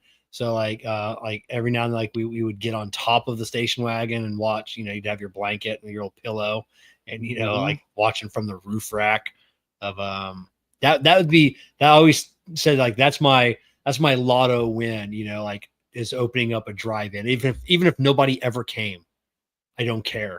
Like, I just want to, watch movies at the drive-in again. I think in certain markets, I think that would be a popular thing. I think it would be cool. So if you had a drive-in, like, and then like an arcade or something during the day, and where you could attract people, nonstop. But yeah, we were just talking about that the other night when my sister and brother-in-law were over here. We're like, I was like, back in the day, you dropped my sister always hung out at the mall, and everybody went over to the arcade, play your video games, and then there's always someone gonna get in a fight. We're gonna get in a fight out by the entrance, by the arcade entrance, back entrance, But the Key Drive-In, that's what the one we went to in Lebanon. It was same thing. We'd sneak people in, or you just get a bunch of beer and you go in because you're like, and no one really busted your balls either, because it's like they're all in one spot. No one's leaving. You're gonna be drinking all night. And that's what we used to do that a lot. Go to the all-nighters and just hang around and drink beer. The good old days. I gotta tell you, I love that, and I love to go in the arcade too. Oh yeah, we lived across the street growing up, for a couple of years, across from a little plaza that had an arcade and there's a pool hall and arcade. And then the kid I went to school with, his uncle owned the pool hall arcade. And we were, on the weekends, we're just playing pool constantly, pool and video games. That's all we did, play pool and video games. And the pool hall was it was a nice pool hall. It wasn't like a dive place, probably had, 30 tables, in it. So never got good at pool though. Oh really? Decent. I can, kind of, well, I mean, I don't know now, it was if I I'm sure I could still play, but it's been years. But it was always just fun. Yeah. My when we were growing up, you could find my sister in one of three spots: the mall, not the plaza, the mall with the arcade, the bowling alley. Everyone went to the bowling alley that had a pool. They had pool tables and a little arcade, but they all used to go to the bowling alley to play pool, or the roller rink. Yeah, the skating rink. Those were the three spots. That was it. And I used to go to roller rink a lot too, growing up. Yeah, we had a bowling alley that which we used to go to, and then it closed for a long time. Then next door, they actually had an ice skating rink that opened up. Huh.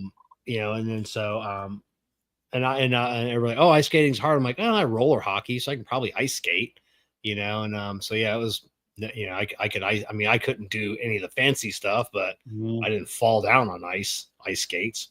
Now God, can you imagine us on ice skates now? Our old fuck Dude, that. No, at least I couldn't. Yeah. No, they actually had an ice rink outside here in Greenville. They used to do every year, every Christmas. And I mean, I've ice skated before. time to time. I'm a better ice skater than a roller skater. I can't. Nowadays I can't roller skate to save my life. I could never roller skate. I could never figure out the four wheels. I was a roller blader. Right. I mean, I was a fucking demon on rollerblades. I could do anything, so. No, I never tried rollerblading. Roller skating. Yeah. I when I was younger, yes, but I never developed it. It wasn't a skill I wanted to develop as a kid, roller skating. We used to go. Yeah, we used to go because we grew up here in Venice, Florida. And then on the island of Venice, you had 3 bridges that went over onto the island. So we'd get at the top of the one big bridge and we'd try and time it to where you could rocket down the bridge when the light turned green and you could just blow across the intersection. So, cause you had to go down the bridge and then there was like a 1 foot drop off. So you had to shoot over the bridge and then go through the lights. I think about it now. It's like, how weren't we fucking killed? We'd be going down this bridge. Hear you say that. On rollerblades, no way to stop. Like there's zero. Once you got to that bottom of the bridge, if you didn't time it just right, and when the light turned green, you were going to die. But when we got the hang of it really quickly of timing that light, we'd come off that bridge at 25, 30 mile an hour, just shoot straight through the light. And it would take you all the way down Venice Avenue and you'd get almost to the beach, like a mile away, just under pure momentum. And no safety equipment. No, I always wore wrist guards. That was the only eventually I think I wore knee pads, but I always wore wrist guards. But yeah, it was insane. Just like thinking about how we didn't just plow into the side of a car or a car plowed into the side of us. Yeah, I know. It's you go back and you look at that stuff, you're like, God dang, even some of the hills, like we'd ride our bikes down and just let it rip. It's like, it doesn't look like that big now, but man, when you were 12, it was huge. And then you're like, you still got a lot of momentum on that. You still got a lot of you got a lot of speed, and all you need is one mistake. And back then it wasn't like you'd leave it like, hey, make sure you're wearing your helmet, Kerr. Yeah. Make sure that you wear there's nothing. You had a hat. I got that in my head. That's it. And then there was no testing the hill or the ramp. Your testing was going off of it the first time and then crashing, and then you're like, okay, now I know what to do the second. Oh shit! Time. Oh, you know what? We really need to block this because it slides now. Now that your freaking 2 teeth are missing up front and you're all scraped up in your face. The issue was that we didn't secure the ramp. It's the bricks gave way. What we need is another brick.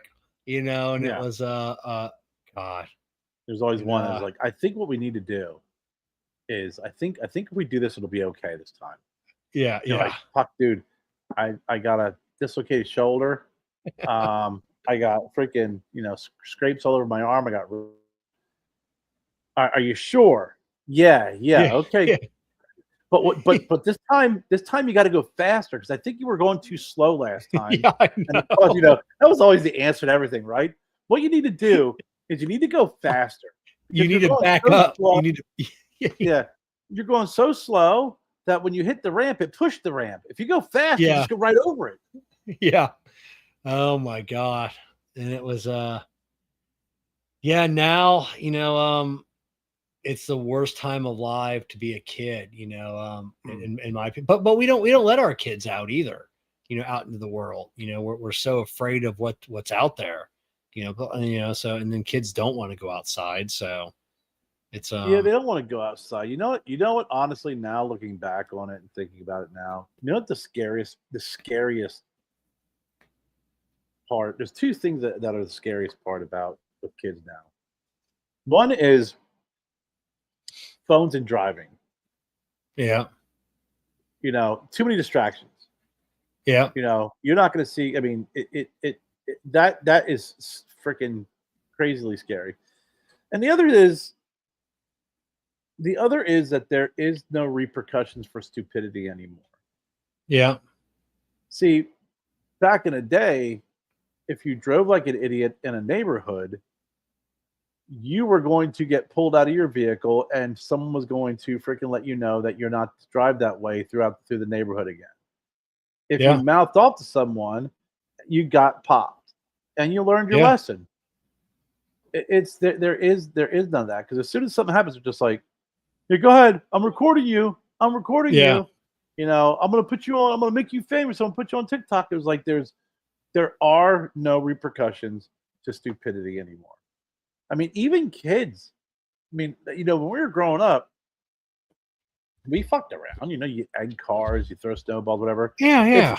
And when you saw that brake light, you ran. You ran. Yeah. Now it's like, no, they don't run. It's like, yeah, what are you gonna do? It's like, are you like for real? There's the order of that was in place at one point has been removed. You know, Yeah. now it's Yeah. nothing Because but guardrails for stupidity. yeah, now you see it on TikTok, Instagram, YouTube. You know, these kids, in high school and middle school that are fighting cops like school resource officers. Just acting the fool, and then they get yoked up. You know, it's like, hey, then they start crying. Oh, what I do? And the cop's like, you took a swing at me at a cop. What did you think? You can have The some stupid repercussions parent. of this were going to be? The parent will come in and then they get all pissed off too. It's like, listen, the only thing worse than getting freaking in trouble at freaking school was my fucking parents finding out. Oh man, You know, yeah, that was the scary part. You know, I did everything I could to keep that under wraps. I did some negotiating with the nuns back in the day to make sure that shit didn't leak back to freaking Big Tony, because, you know, we didn't have timeouts and a talking to back in those days. You had a size 12 freaking suppository up your ass, what you had. yeah, You know, so, you know, they I just think that, you know, that's where those two things scare me the most, is really is just a complete unawareness of things, because everybody's on their phone, and just there is no balance anymore. There is no repercussions for stupidity. You know, no, none at all. you get popped in the nose once. Yeah, you probably watched how you would drive nice through that particular neighborhood. My uncle, I'll never forget my uncle. He's a character, that guy. He said he had a guy who used to drive through his neighborhood real fast, and he said the one day he's home from work, so I sat and waited for him. He had a brick. The guy Yeah, turned the corner, boom, right off the back of the car. The car stopped. The guy opened up the car door, looked at him, and was like, got back in, drove away, and that car never came back in that neighborhood ever again. yeah. You know, That's it. That's it. And the big thing I see, because I see it at work all the time, these kids come in and they don't have any social skills at all. My Gabby doesn't have, I mean, she is autistic, so I mean, she does, there is that part of not having the social skills, having social anxiety, but it's kids in general that can't function out in the world. We see them come in, with their car, and like, oh, so something's wrong. I don't know, like, what's going on. I don't know. And then they shut down, and then you're like, it's like, oh, hey, it's gonna be okay. Just kind of yeah, tell me what's going on, and then, but the whole time I'm thinking, you're out in the fucking world, you're driving this thing around, it's making noise, doesn't have any brakes, got steel hanging out of your tires, and it just no can't communicate at all, so you're like, you have to call my dad, you're gonna talk to my dad, and it's just like, oh man, no, it's it's scary. It's sad. It is. it really is. And there's just so much self-diagnosis that I think, it's always like, well, I got a lot of this, I got a lot of that. And you're like, well, no, you don't have enough of, you know. Yeah. That's the problem is you don't have enough of XYZ. It's not that you don't have or you have this. You just gotta, you gotta kind of, you know, interact with someone. There's something to be said about, that human interaction and just, we grow up and, you're out all day and all night. It's just the way it was. Now it's just there's too many options to disassociate from things. I remember school therapists used to talk about, a lot of these different apps, especially what's available to kids. Like, it's a problem because they kind of fall um, into this false reality. Really, what it boils down to, you Yep. know. And then when you get out into the real world, you're just like you're kind of frozen because you don't know what to do. You don't know how to interact with another person. Um, Yeah. so Yeah. as good as That- as great as technology is, it's still a little, there's still a lot of It, downside to it. it is, and they say the one of the biggest detriment of the COVID-19 was one of the biggest detriment to children. So many kids were locked up for a year. Hmm. In some states, and there was no interaction, there was no school, there was no graduations, there was none of that, and then kids really regressed, and a lot of kids never came out of that. They didn't want to go back into the real world. They didn't No, know they didn't know how to function. And you know um that next generation that come up is a little bit different, like the Gen Alpha or whatever it is they're calling them now. And oh, but yeah, the COVID kids, those 17 to 21-year olds, during that time, they say they'll forever be scarred yeah. Well, it's a by, tough. by That's a tough gig, man. I mean, you yeah. already had a generation that was already freaking engrossed in video games and freaking Game Boys and iPads. And then you And then locked them you up for a year. lock them up for a year. Um, Boom. I mean, it's the perfect storm. I mean, it really is, and it's definitely sad, when you see that, and it's you try and help out and guide, but sometimes it's like, they know better. It's like, all right, okay, Yeah. we'll see, we'll see. But you don't, Yeah. there's something to be said about having some a little bit of world experience or life experience and some common sense because not all answers can be found on Google. Yeah, that's it. Not all answers can be found on Google and Chat GPT. So Most of them can. yeah, yeah, Most can.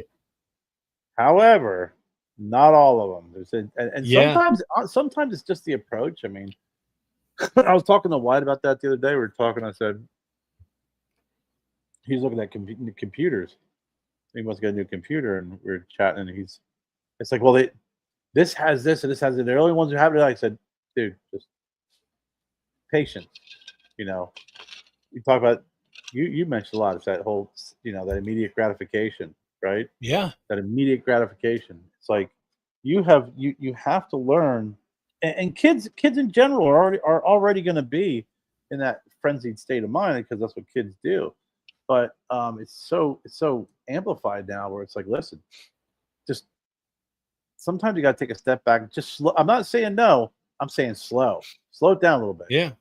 because you're going to start making really poor decisions based off of very little bit of knowledge. Kids will never know what it's like of going to the store and getting a money order, or having your parents write you a check, putting it in an envelope with a stamp on it, and waiting 6 to 8 weeks and to get your thing. Yeah, And then yeah, it shows up one day. You're like, what is this? I'm like, oh, this is that thing I ordered from the catalog from like 2 months ago. Like, and then you're like not even excited about it. I'm like, yeah. oh yeah, I forgot all about that. No, no idea what So that's like. yeah, Or even trying yeah, to dial a fucking number with a rotary phone. yeah, That's the big one that I always laugh at. yeah, It's like try and dial a number rotary phone and fuck up on the last, almost next to last one. You got to start all over again. yeah. And then it's just I'm listening to a podcast now. Danny Jones, a great podcaster, and he's got someone on, and they're talking about the evolution of humans, and like our brains are actually getting a little bit smaller than they were like 10,000 years ago, because we don't have to do everything that the cavemen's had to do. Our brains are getting a little smaller, but they're getting more powerful.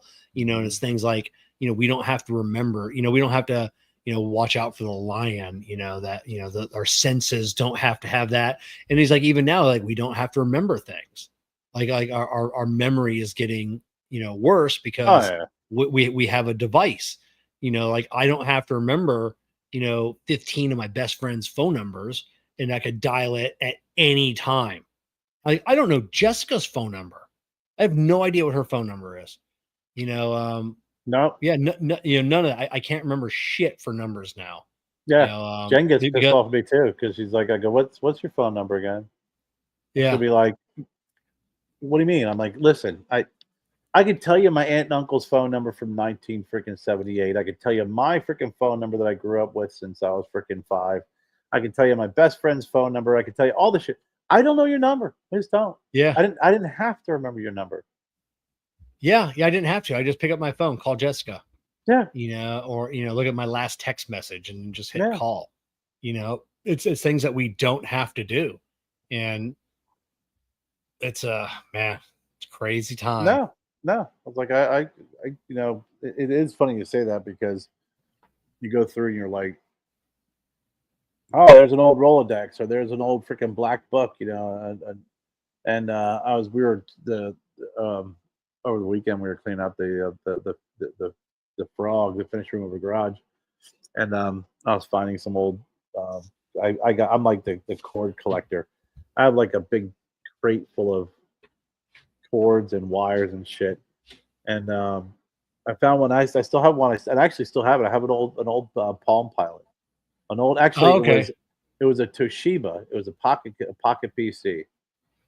I still have my old pocket PC from back when I first started in pharmaceuticals, because those were big back then. Palm Pilot's like, these are great, man. You can put in your ad. You got to do your lunches. You can put in this stuff. You can do this. Yeah. You do all this stuff. You do everything. And I have this phone too. This is great. Just put it together and put a computer in there, and you don't have to do anything ever again. Yeah. Yeah. The old Toshiba. Yeah. Toshiba, I probably still even have it here, but it's the old Toshiba, because I remember I had a Palm Pilot, and I didn't like it, so I got these a pocket computer, and this was what, late 90s, early 2000s, maybe late 90s, something like that. It freaking had Excel spreadsheet on it. Yeah, God. Oh yeah. Yeah, that shit was expensive too back then. Oh yeah, RJ, Jessica and I was just. It's probably been about a year. We were somewhere. We saw a payphone that took credit cards. So instead of you couldn't put money into it. You had to have a credit card for a payphone. Yeah, I've seen those before. Yeah, we marveled at it. That high technology. Yeah, it was. But yeah, technology is making us to where we don't have to. We don't have to remember like anything except like odd facts that nobody should know. I remember probably going back like a month ago, maybe more, maybe longer than that.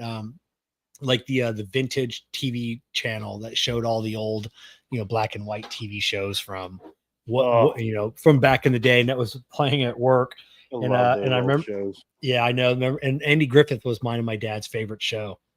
I've seen every episode 1,000 times, and it was it started off and Opie had shot a bird, and it always reminds me of Brad Reith of his dad telling me a story about how he shot the bird and he was so upset, but then he had like the 3 baby birds. I'm like, oh, I remember this episode. And I go, man, it's been like 20 years. I saw it. I go, oh, he named the birds Winkin', Blinkin', and Nod. And then the girl that works just like, and they're like, how do you remember the name of the birds that he named in this show? And I'm like, I go, man, I'm just a dad. I just remember dumb shit like that. I can't remember my kids' birthdays, but I can remember the name of the birds that Opie named, in that episode. That's great. So yeah, that dad knowledge right there. Oh yeah. There's old black and white shows. I loved Gover Pyle and McHale's Navy. Oh yeah, McHale's Navy. All right, man. Thank you. We'll see you next Monday night. Yeah, McHale's Navy, and then what was the name of the show? And I never saw all of them, but I saw a lot of them, and it was with Bob Denver, Gilligan Island. He had his own show before Gilligan's Island. It was called he played a beatnik. What was the name of Dobie Gillis? Dobie Gillis. Okay. Dobie Yeah, Gillis. I never watched that. Yeah. So that was yeah. No, I never got into Dobie Gillis. Like I had Gilligan's Island. Yeah, big time. And all the other shows from around that time frame. But I mean, Dobie Gillis. That's going back. That's 1959. Yeah. Yeah, I use road maps. My cousin Jeremy still uses road maps. I mean, Jeremy's only a couple of years younger than me, but he doesn't believe in technology. Like he just got his first smartphone a couple of years ago. He likes his flip phones. He likes his road maps. He doesn't believe in the internet. It's just not what he does. Right. He's just one of those people that just doesn't live online. Now his wife and his kids, technology junkies, but not Jeremy. He's still old school. That's especially if you don't have a job that requires it. That's even better. Yeah. He builds roads, so he doesn't need that. All he needs is a flip phone and the old Sprint walkie talkies. Remember those? I used to have that. Oh yeah. Yeah, I remember my friend Katie. Actually, yesterday was her birthday, or today was her birthday. I can't remember which one, but she used to be she used to work with me, and that thing would go off 100 times a day, and I remember yelling at her one day at work. I go, I know you don't have to have that. I know that phone can act as a phone. Please turn that fucking thing off. You don't have, and then because you would use it, and then they would all talk like with like a walkie-talkie in front of their faces. Like I don't want to know your conversation. It was free. That's why you didn't get. Yeah. The reason why is we got them with the company over with my buddy and I, because that was back when you had to buy minutes. So the walkie-talkie didn't cut into your minute time. Yeah. So it's just trying a way to get a and he's happy. Yeah, he's the zombie apocalypse guy. My cousin Jeremy. Like you want to survive, you get Jeremy. He'll take you. You'll survive with him. So. Yeah, I'll tell you, I just noticed because I work from home, so I don't get out often. I don't get out of the house. I'm a recluse now, but it's like now I just become so heavily dependent on GPS. It's like because I plug in I know where my sister lives. I know how to get there. I just plug in the address and just go. Okay, let's go. Yeah, we went to high school with a guy that when he graduated. He went on the road and he came off the road. He had 2 million accident-free miles. But yeah, I remember being at a party with him, and he was home one weekend, and so he was able to come by. And you don't know about roads. This guy could tell you how to get anywhere in this country, anywhere. He knew every road, every exit, every highway to avoid. He's like, oh, if you're going out here, which you don't want to go on this road. What you want to do is you want to get off, here on 60, take 72 to 19 to 12. You go all the way around. It's going to take you like an extra 30 minutes, but you're not have to deal with all this traffic. Yeah. And it's just like, but that was anywhere in this country. We traveled that much, yeah. And it was 2 million accident-free miles, and it's just like he just lived on the road, and he was happy. That was his place to be. Jen's like that. She's still like that. I used to be that way. Like when I graduated college, I worked at Enterprise Rent-A-Car. And that was before cell phones. That was before GPS. So you had maps and a pocket full of quarters. right? That was the way to do it. And then I did that for years, and then I got into pharmaceuticals, and I had to learn new territories. So when it came to like, the Philadelphia, Reading, Pennsylvania area, Harrisburg, that whole central east, East PA, I knew my way around everywhere just because I knew all the back roads from going there. I had to follow the directions, and people would give you directions to their house instead of if you didn't have a map. Jennifer's still like that. Like when she talks to me, it's like I just go, just stop, please, because I'm not gonna know. I'm like, she's like, well, I'm gonna go to such and such. I'm like, well, where is that? Well, it's off of Woodruff, right there at the 119 where the Leeds is, and I'm like, no, I don't. I really don't know what you're talking about. Yeah, you do. You've been there before. I said, I've been there before because GPS takes me there, but I don't know all the crazy words that you're saying right now. At least every few months, I get lost in my neighborhood on my way home from work. Like I'll miss my turn, and then like I'll turn down another street. I'm like, I have no idea where I am. I have to try I pull up my phone real quick, my Android Auto now on my dash, and then it just take me home. And they're like, okay, turn left here, and then I'm home in 30 seconds. I'm like, I don't recognize any of this. Like, I'm embarrassed by it. I'm them. I used to be a lot better on the roads. I knew if a zombie apocalypse hit tomorrow, I could read maps. I know it wouldn't take me long to brush off that old muscle memory. But now, fuck. I mean, it's I'm lazy. Yeah, I'm a lazy driver. That's it. All right, Kerr. Man, it's been I mean this night flew by. I don't even know what we talked about. It is sad. It's really sad. But that's that part of my brain has shrunk, and I don't know if I can get it back. So yeah, that is getting lost in your mean. Listen, I guarantee you, if you drove past our place and drove me down and made a couple of turns, I'd be like, okay, I'm fucked. I don't know. Yeah, I have no idea where I'm at. I don't know. Where's the sun located? It's right there. I can ballpark it. There's the shadow. Okay, great. Where's my GPS? I gotta get home.